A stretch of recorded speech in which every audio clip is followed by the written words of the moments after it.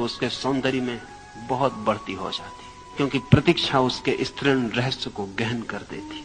कुंवारी लड़की में जो रहस्य होता है वो प्रतीक्षा का है।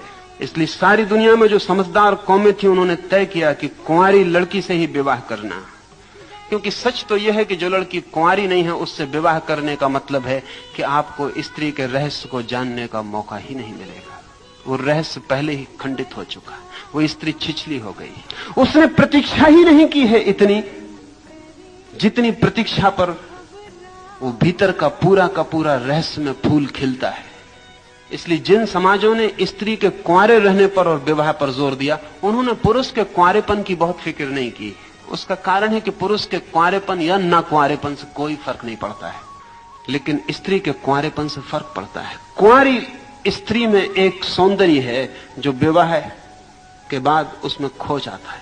वो सौंदर्य उसमें फिर से जन्मता है जब वो मां बनना शुरू होती है, क्योंकि अब वो एक और बड़े रहस्य के द्वार पर और एक और बड़ी प्रतीक्षा के द्वार पर खड़ी हो जाती है। उसे गर्भवती देखकर पति चिंतित हो सकता है और उनकी चिंता स्वाभाविक है, क्योंकि उनके लिए प्रतीक्षा नहीं केवल एक और इकोनॉमिक, एक आर्थिक उपद्रव उनके ऊपर आने को है। लेकिन मां मधुर हो जाती है।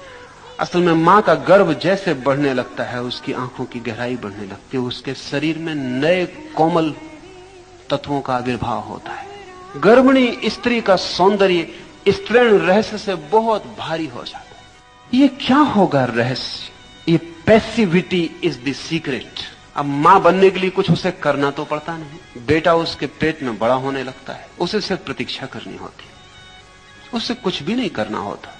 असल में उसे सब करना छोड़ देना होता है, सिर्फ प्रतीक्षा ही करनी होती। जैसे जैसे उसके बेटे का या उसकी बेटी का, उसके गर्भ का विकास होने लगता है, वैसे वैसे सब काम उसे छोड़ देना पड़ता है। वो सिर्फ प्रतीक्षा में रह जाती है, वो सिर्फ स्वप्न देखने लगती है। इसलिए अगर सारा काम स्त्री छोड़ दे बच्चे के जन्म के करीब, तो वे स्वप्न देख सकती है जो उसके बच्चे के भविष्य की सूचनाएं होंगे। इसलिए महावीर या बुद्ध की मां के स्वप्न बड़े मूल्यवान हो गए। महावीर या बुद्ध के संबंध में कहा जाता है कि जब वे पैदा हुए तो उनकी मां ने स्वप्न देखे। वे स्वप्न रोज मां के सामने प्रकट होते गए। उन स्वप्नों में बुद्ध या महावीर के जीवन की सारी रूपरेखा प्रकट हो गई।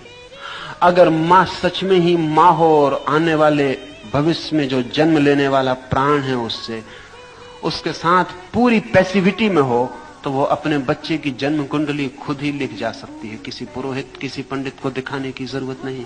और मां जिसकी जन्म कुंडली न लिख सके उसकी कोई पुरोहित और पंडित न लिख सकेगा।